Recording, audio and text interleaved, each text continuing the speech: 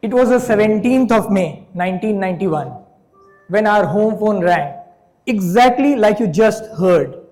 And that sound stayed with me for a very, very long time. It was the last day of school before the long summer holidays. You know that feeling? The one we all waited for as kids? Super excited, my younger brother and I had just come home. We were wrestling on the bed while my mother was laying out our lunch. That's when the phone rang. It was from my father. He told us he was on his way home early, and that just doubled our excitement. And we started waiting. Hours passed, days passed, years passed. My father never made it back home. What really happened to him? Did he meet with an accident? Or did he become a victim of a crime? We still don't know. It's been 34 years now and we still don't know. No trace, no closure, not even a chance to mourn. That one phone call shattered our belief that death is the ultimate tragedy, that death is the ultimate evil. Because death, as painful as it sounds, has a finality, has a closure. It allows you to grieve, to heal, and slowly move on. But when someone vanishes, you are left with nothing but unanswered what ifs. What if he's in danger? What if he's still alive? Every day we looked at the door, waiting for him to walk through it. Every time the phone rang, a flicker of hope would ignite. That uncertainty, that not knowing, that unresolved truth became heavier and scarier than death itself. As a 13-year-old, it took me a few months to fully process what had really hit us. And one day when it finally did, I completely felt powerless, lost and helpless. With those heavy feelings, I went to my mother, looking for comfort that a child finds in his mother's arms. And in tears, I asked, "Ma, life is so unfair. Why did this have to happen to us?" And what happened next changed my life forever. She did not hug me. She did not offer soothing words. Instead, she looked straight into my eyes and in a voice as flat as a stone, retorted, "Who told you life is gonna be fair? Don't act like a victim. Accept what just happened and move on. No one is here to make things happen for you. Go and do the best you can." I went numb. Her words hit me like a slap of reality. I wanted a mother, and she gave me a commander. In that moment, I hated her. I did not want to see her, and I simply walked away. Because when you're 13 and your world has collapsed, the last thing you want to do is to look into a mirror and accept that harsh truth. But looking back, that was the best thing my mother could have done to me. That day, I lost more than a father. I lost the illusion of a fair and just world. Up until then, I believed if something goes wrong, someone somewhere is responsible to fix it for me. My parents, my family, or maybe society. But my mother's few harsh sentences took all those crutches away. She forced me to face the truth before I was ready, but exactly when life demanded it. In that one invisible slap, she was teaching me a new alphabet. Not the ABC we learn as children, but the ABC I needed at 13 to survive, to make sense of my new reality. A was no longer for apple. A was for acceptance. She asked me to accept the reality, the truth as it is, not as I wanted it to be. She taught me that life does not pause because you are hurt. It moves on, and so should I. B was no longer for ball. B was for belief. That hard belief that someone is not there, rather anyone is not there to make things happen for me. I have to find that power, that confidence to make things happen for myself. C was for commitment. She said, go and do the best you can. Go and do. She did not want my explanation. And she forced me into action and commitment and subtly taught me that explanations don't change outcomes. Only commitment does. This new ABC, this new alphabet moved me, shifted me from why is this happening to me to what happens next is my responsibility. And as I moved on with my life, I carried it as a framework into my work too. It is what helped me grow a few national scale businesses with hundreds of team members and partners. But to be very honest, I did not always stay true to it.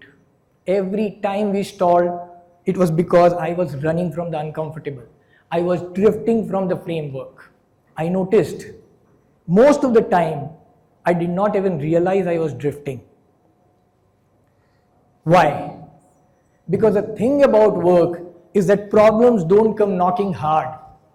They don't always arrive with a loud alarm, like that phone call did. And that's exactly why ignoring them is so much easier than we can think. Most of the time, they don't show up as an obvious risk. So, we manufacture ways to push them to later. We cover our avoidance under logic, reasons, and excuses, often telling it a strategy or patience. I was no exception. I could see my business model fading, but I kept telling myself it would stabilize. I could see markets shifting, and I still chose comfort over clarity. I knew someone had to let go, but my emotions kept me stuck. But when you push a problem under the rug, it doesn't disappear.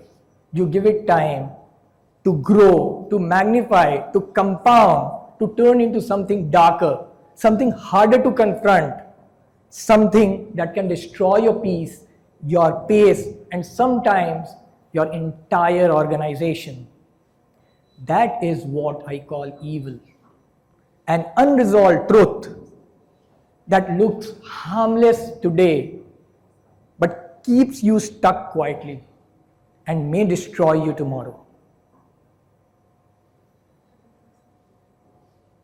And I see it repeating every day in business. I learned it early what an unresolved truth can do to a life. At work, evil isn't not knowing. At work, evil is what we know and still pretend we don't. Evil is not that ghost we can't see. It is that problem we keep ghosting. And with time, that avoidance, that ignorance becomes a habit. Dangerous, destructive, and deeply rooted habit. But the good news, like every other habit, you can't keep it hidden for long. When I was avoiding a problem,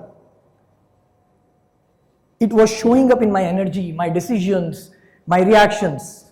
And when I started noticing it honestly and consciously, I saw a pattern.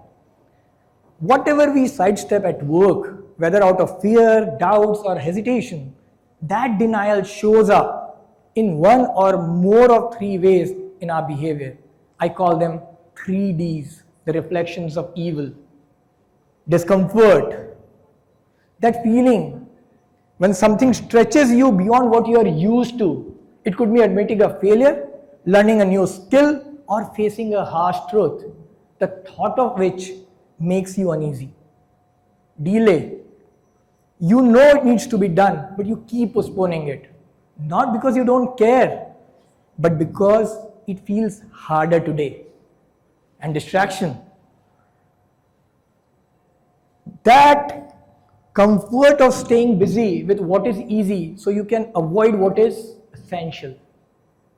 Emails, unwanted meetings, small fires, social media feed, you latch on anything and everything just to avoid that one thing because it bothers. These 3Ds aren't signs of failure. They are the signals that you are avoiding something that truly matters. I was stunned to see how many small and insignificant looking items became part of each behavior. Listing them every day showed me I wasn't just working hard, I was also hiding hard. And what surprised me most was that despite what I had been through, despite my belief in this framework, I was repeatedly falling in the trap of avoidance. That's when the question changed for me from what we do to why do we do. If ignoring problems makes them so dangerous, why don't we deal with them when they are still small, still cheap, and still manageable? And the answer took me back to my childhood. Further back than that conversation I've had with my mother. It made me clearly see that how from the very beginning we are wired to stay away from what hurts, what feels difficult. Don't jump, you'll fall. Don't ask too many questions. Don't touch that, you'll get hurt. Don't make things uncomfortable. Sounds familiar? It sounds like protection. It sounds like care. But slowly, it becomes our way of living. A way of thinking that subconsciously trains us to stay away from what feels hard today. And over time, we even wrap this thinking into wisdom in the form of 3 wise monkeys. We all know them. We all grew up with them. They always taught us, see no evil, hear no evil, speak no evil. A beautiful philosophy only for personal peace, but a dangerous one if you're trying to build something that grows, scales, and survives. Because in business or be in life, if you don't see evil, it eats you. If you don't hear it, you get blindsided. And if you don't speak it, it rots your culture from the inside. That's when I realized to match the demand of building amid uncertainty, chaos, and constant change, they needed to be reversed. And I did it. Now, the new 3 monkeys, I call them 3 hustler monkeys. And this is how they look like. And this is what they remind me every single day. Look for evil. Create a culture, create a mindset that consistently scans for frictions, blind spots, inefficiencies. If something feels awkward, messy, uncomfortable, look closer. That's where the real work is. Like that one high performer in your team whose behavior you keep excusing until the rest of the team starts copying it. Or that number that isn't adding up, but you keep telling yourself, time will take care of it. Listen to evil. Truth rarely knocks politely. Sometimes it is a customer saying, your product sucks. It doesn't work. Sometimes it is a colleague saying, we are not headed in the right direction. Listen to what hurts your ego. That's where the truth usually hides. And speak about evil. It is about creating that space for open and brutally honest conversation. If someone in the room believes something isn't right and he can't speak, that's where the real risk is. Silence protects egos, but speaking up protects progress. This reversal changed the way I built my businesses. It helped me grow few small ideas into large enterprises. It helped me to make pivots. It helped me to evolve business models. And as importantly, it gave me the courage to shut a few down before they drained my energy and resources. And most importantly, it taught me a hard truth. Entrepreneurship or life doesn't break you because it is hard. It breaks you because you avoid what is hard. When you embrace this way of living, when you start living this way, when you follow ABC framework, and when you become cognizant of your 3Ds, you stop watching challenges and problems from a distance. You step into them, you feel them, you work through them. You don't build despite them, but you start growing and thriving because of them. You begin to see problems and challenges not as obstacles, but as relentless agents of transformation. And in that moment, you build one thing that chaos can't destroy. You build yourself. In that moment, you turn into something different, not ruthless, not reckless, but relentless. Not unbreakable, not unbeatable, but unstoppable. That is when you flip evil into live. That is when you live evil. 34 years ago, a phone ring and a slap changed the trajectory of my life and forced me to look into the mirror I was avoiding.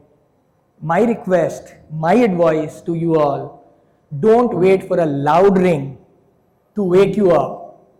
Don't wait for a slap of reality to shake you up. Face the mirror. Live evil. Thank you.